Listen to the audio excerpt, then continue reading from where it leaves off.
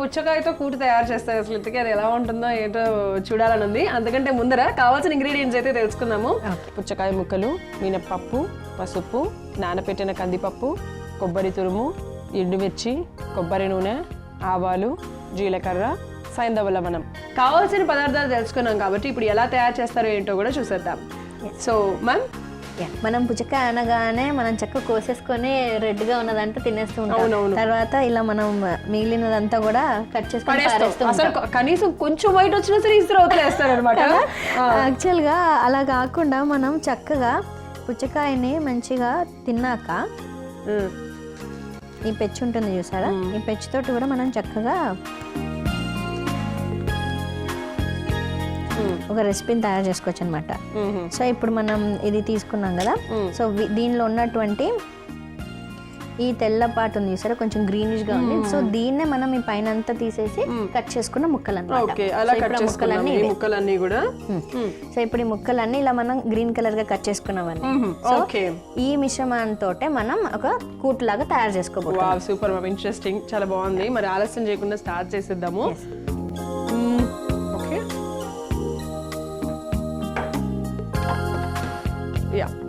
Stove on చేసేసి normal మనం curry ఎలాగైతే చేసుకుంటామో అలానే ప్రాసెస్, కాకపోతే మనం దీనిలో నానబెట్టుకున్నటువంటి కందిపప్పు కూడా వాడుతూ ఉంటాం.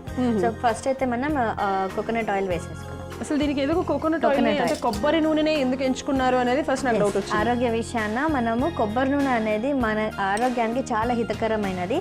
అది లేఖన కర్మ చేస్తుంది అనమాట. అంటే స్క్రీపింగ్ ప్రాపర్టీ. మన శరీరంలో ఉన్నటువంటి అధిక కొవ్వుని తక్షణమే అంటే చాలా ఫాస్ట్గా కరిగించే కెపాసిటీ మన కొబ్బరి నూనెలో ఉంటుంది. అలానే మనకి ఇంకా అంటే ఒక సున్నితమైనటువంటి ఫీలింగ్ కూడా ఉంటుంది అనమాట కొబ్బరి నూనెలో, ఒక సూతనింగ్ ఫీలింగ్ అంటారు. సో అలాంటి లక్షణం కూడా మన కొబ్బరి నూనెలో ఉంటుంది. ఫ్యాట్ కన్జంప్షన్ కూడా తక్కువగా ఉంటుంది. మనం అంటే ఒక 2 స్పూన్లు ఎక్కువ తీసుకున్నా కానీ మనకి ఫ్యాట్ అక్కడ డిపాజిట్ అవ్వదు అనమాట. సో అన్ని క్వాలిటీస్ ఉంటాయి అనమాట మన కొబ్బరి నూనెకి. ఓకే, సో అన్ని క్వాలిటీస్ అంటే అన్ని ఉంటాయి కాబట్టి మనం ఈ కొబ్బరి నూనె అనేది యూజ్ చేయడం జరుగుతుంది. యూజువల్ గా మనం నార్మల్ గా వేసుకునేటప్పుడు కూడా పల్లి నూనె, తర్వాత రైస్ బ్రాన్ ఆయిల్ ఇట్లా అన్ని వాడుతూ ఉంటాం కదా. సో అప్పుడప్పుడు మనం ఏదర్ చట్నీకి కానీ ఇట్లా కూర చేసుకునేటప్పుడు అప్పుడప్పుడు కొబ్బరి నూనె కూడా యూజ్ చేస్తూ ఉండాలి. సో మ్యామ్, నూనె అయితే వేడైపోయింది. ఇప్పుడు నేనైతే ఒకటి తర్వాత ఒకటి యాడ్ చేసేద్దామా? ఫస్ట్ ఆవాల దగ్గర నుంచి స్టార్ట్ చేద్దాం. ఒక స్పూన్ ఆవాలు వేసేద్దాం. ఓకే, ఒక స్పూన్ ఆవాలు, జీలకర్ర ఒక స్పూన్, జీలకర్ర ఒక స్పూన్, పెసరపప్పు కూడా పోపుకేనా? ఎంత? ఒక స్పూన్ వేసి. ఓకే, ఒక స్పూన్ పెసరపప్పు, మినపప్పు ఒక స్పూన్. ఓకే, మినపప్పు ఒక స్పూన్. సో ఇవన్నీ కూడా సో ఇవన్నీ వేసేసుకున్నాము. అలాగే ఎండుమిర్చి ఒక 3 వేసుకుందాము, ఎందుకంటే దీంట్లో అసలు కారం లేదు కాబట్టి. అన్నీ వేసుకొని కొద్దిగా అలా కలిపేసుకుంటే అసలు ఆ కొబ్బరి నూనెలో వేస్తుంటే మంచి అరోమా వస్తుంది కదా. అవును, భలేగా ఉంది, చాలా బాగుంది. సో ఇవన్నీ వేసేసుకున్నాం కాబట్టి ఇప్పుడు మనము కొద్దిగా వేగుతున్నాయి. పసుపు కూడా వేసుకుందాము. ఒక పావు స్పూన్, కొంచెం ఓ చిటికెడు అంటాం కదా, సో చిటికెడు పసుపు. వేగిపోయింది మ్యామ్ పోపు. ముందుగా ఏదేమంటారు అంటే మనగా నానబెట్టుకున్నటువంటి కందిపప్పు ఉంది కదా, అది వేసేద్దాం. విత్ వాటరా వితౌట్ వాటర్? విత్ వాటర్ వేసేద్దాం. With water. ఓకే, ఇది మనం కందిపప్పు ఎన్ని గంటల పాటు? ఒక 2-3 గంటలు. 2-3 గంటలు సరిపోతుంది. ఓకే, సో కందిపప్పుని ఒక 2-3 గంటల పాటు జస్ట్ మన గుప్పిడితో ఉంటుంది కదా, అలా గుప్పిడితో తీసుకొని నానబెట్టుకున్నాం. ఎక్కువగా నానబెట్టుకోవాల్సిన అవసరం లేదు. సో అలాగ నానబెట్టుకున్న కందిపప్పు త్వరగా ఉడికిపోతుంది కాబట్టి అది ఉడికిపోయేంత వరకు కూడా మనం వెయిట్ చేద్దాము. అసలు ఈలోపు చెప్పండి మ్యామ్, ఇప్పుడు మనం పుచ్చకాయలో వైట్ మీరు అన్నట్టుగా ఏంటంటే ఓన్లీ ఆ రెడ్ పార్టే తినేసి ఆ వైట్ పార్ట్ పడేస్తాం. అసలు వచ్చినాక చాలా మందికి నచ్చదు. అవును. సో అసలు అంటే దీంట్లో ఉన్న ఔషధ గుణాలు దీంట్లో కూడా ఉంటాయా? కొంచెం డిఫరెంట్గా ఏమన్నా ఉంటాయా? తీసుకుంటే ఎటువంటి ఉపయోగాలు ఉన్నాయి?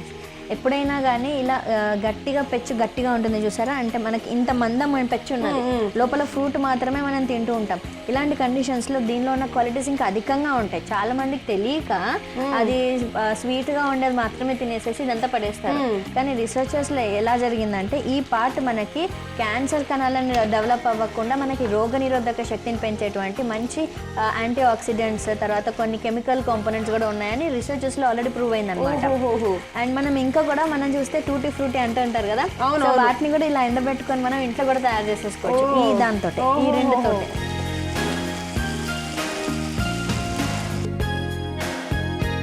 పుచ్చకాయ ముక్కలు వేసేద్దామా? ఓకే సరే, పుచ్చకాయ ముక్కల్ని కూడా వేసేసుకుందామండి, ఎందుకంటే ఆల్రెడీ అది కొంచెం వెళ్ళిపోతుంది కాబట్టి. దీంతో పాటు కందిపప్పు కూడా ఉడికిపోతుంది. అలాగే దీంట్లో తగిన సైంధవ లవణం కూడా ఇప్పుడు వేసేద్దామా? అప్పుడైతే ఉప్పుతో పాటు ఇంకా చక్కగా అది కూడా మంచిగా మగ్గుతుంది, వేగుతుంది, అలానే ఉడికిపోతుంది అనమాట. సో సైంధవ లవణం తగినంత వేసేసుకుంటున్నాను. అది కలిపేసి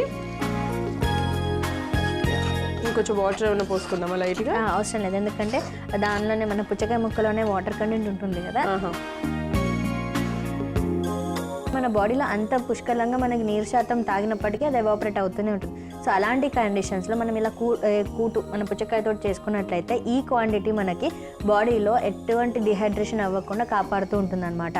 అంటే మనకి నీటి శాతం మన శరీరంలో తగ్గకుండా మనకి ఎంతో ఆరోగ్యాన్ని ఇస్తుంది. అలానే మనకి దీనిలో అధికంగా ఫాస్ఫరస్ కాంపోనెంట్ కూడా ఉంది అండ్ జింక్ కాంపోనెంట్.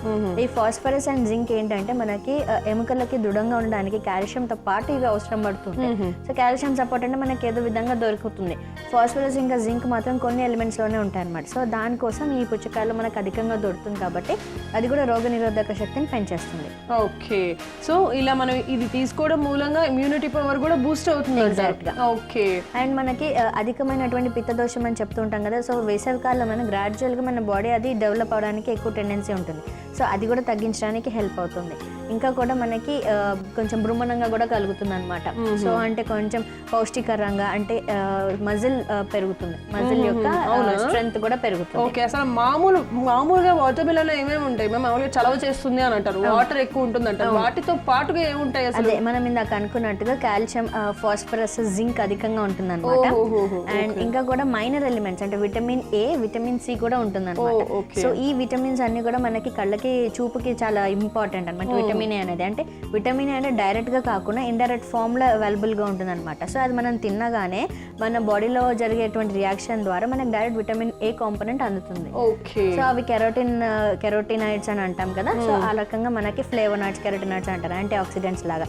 ఇవన్నీ కూడా మన రోగనిరోధక శక్తిని పెంచి మన శరీరంలో ఉన్నటువంటి మలిన్యాలన్నింటినీ కూడా తొలగించడానికి హెల్ప్ అవుతుంది. ఓకే, సో విన్నారు కదా. ఇప్పుడు మీ ఇంట్లో పుచ్చకాయ ఉన్నా, మీరు పుచ్చకాయ తినాలనుకున్నా కంప్లీట్ గా తినండి, ఆరోగ్యం మీ సొంతం చేసుకోండి. సో నేను ఇక్కడైతే కర్రీ ఉడకడానికి కొంచెం టైం పడుతుంది కాబట్టి మరి ఉడికేంత వరకు కూడా వెయిట్ చేద్దాం. సో మనం ఉడికేంత వరకు వెయిట్ చేయాలి అన్నాం కదా, ఉడికిందో లేదో ఒకసారి చూసేద్దాం.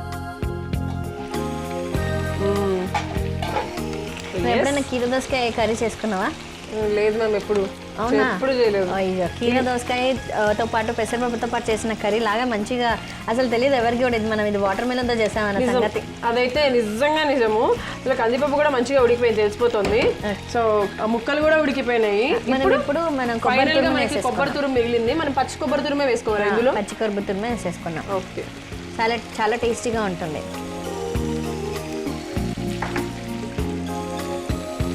సో మనం వాటర్ మిలన్ కొనుక్కున్నప్పుడు అంటే పుచ్చకాయ కొనుక్కున్నప్పుడు ఎంత చక్కగా ఫ్రూట్ తిన్నాము అనే ఫీలింగ్ కాకుండా ఆ ఫ్రూట్తో నెక్స్ట్ డేకో లేకపోతే సాయంత్రానికో మన తినే చపాతీస్కి కర్రీ కూడా తయారు చేసేసుకోవచ్చు.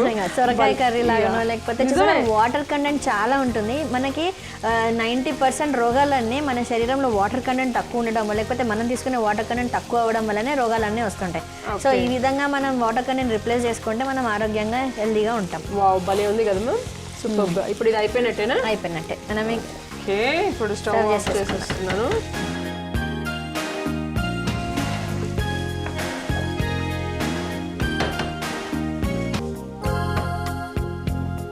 సో నిజంగానే ఇది చపాతీస్కే కాకుండా రైస్లోకి కూడా చాలా బాగుంటుంది.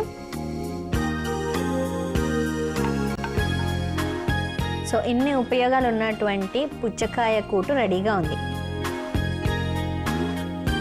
చూసారు కదా, ఘుమఘుమలాడే పుచ్చకాయ కూటు చాలా బాగుంది. మంచి మైల్డ్ అలా ఫ్లేవర్, అరోమా అట్లా వస్తుంది. యాక్చువల్గా పుచ్చకాయ కూటు తయారు చేసుకోవడానికి కావాల్సిన పదార్థాలు: పుచ్చకాయ ముక్కలు, మినప్పప్పు, పసుపు, నానబెట్టిన కందిపప్పు, కొబ్బరి తురుము, ఎండుమిర్చి, కొబ్బరి నూనె, ఆవాలు, జీలకర్ర, సైంధవ లవణం.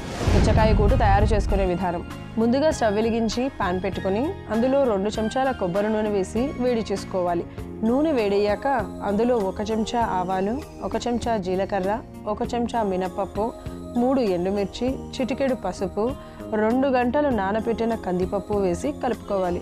తరువాత పుచ్చకాయ ముక్కలు, రుచికి సరిపడా సైంధవ లవణం వేసి కలిపి మూత పెట్టుకొని ఉడికేంత వరకు ఉంచుకోవాలి. మిశ్రమం బాగా ఉడికాక 1 కప్పు పచ్చి కొబ్బరి తురుము వేసి కలుపుకొని స్టవ్ ఆఫ్ చేసి సర్వింగ్ బౌల్లోకి తీసుకుంటే ఎంతో రుచికరమైన మరియు ఆరోగ్యకరమైన పుచ్చకాయ కూటు రెడీ.